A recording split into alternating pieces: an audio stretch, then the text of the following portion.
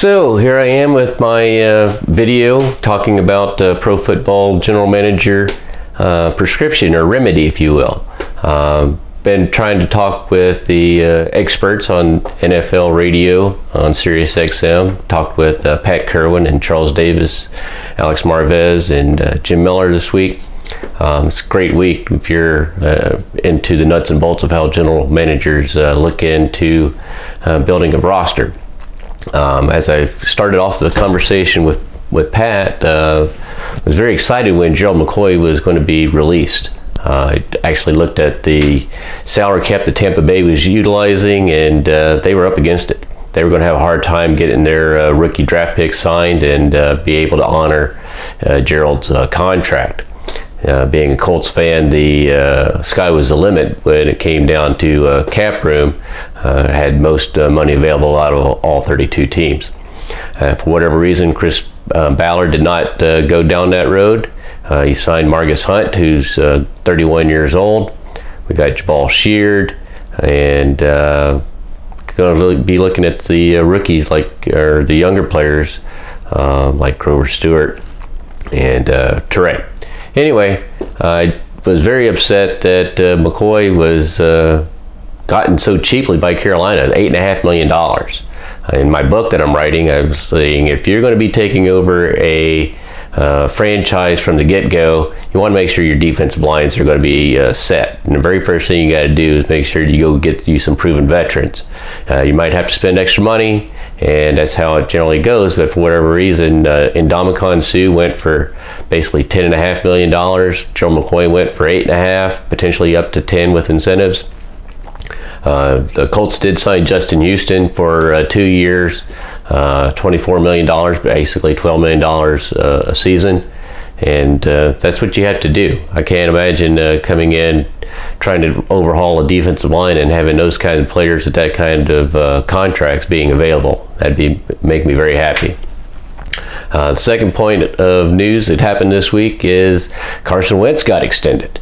That was kind of a shock to me. I figured once Nick Foles went out the door going to Jacksonville, Nick Foles is going to be the guy. And we'll wait and see what Dak Prescott does, and then make a proposal to Howie Roseman up in Philadelphia. But Roseman got ahead of the game and said, we're going to go ahead and work out this deal.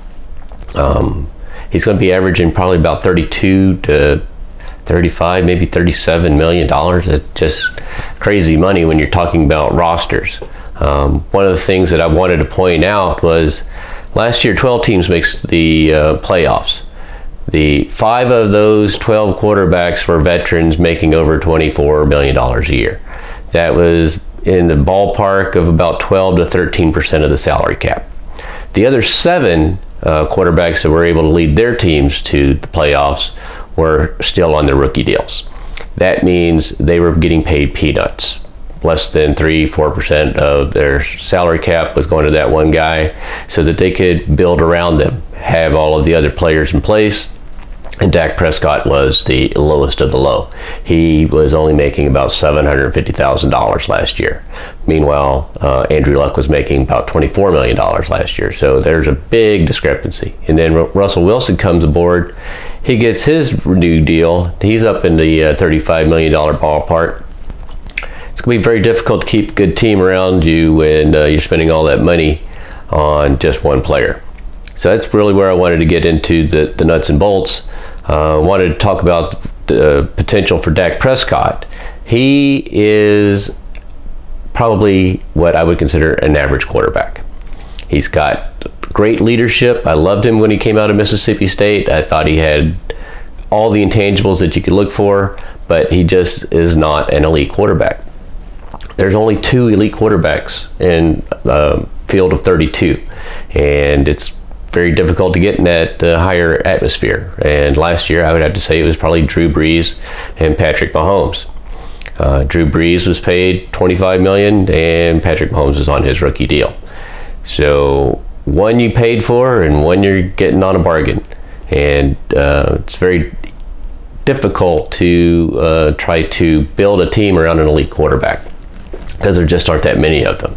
So the best course of action, or the more likely course of action, is for you to go and build the rest of your roster. Get you a good offensive line. Pay for those big guys in the trenches that are going to get things done, and getting your running back holes to run through, and getting your quarterback enough time to make passes. Go ahead and pay that money for the pass rusher so that your defense can keep teams from running up the scoreboard on you. And then that's when you go and get your quarterback.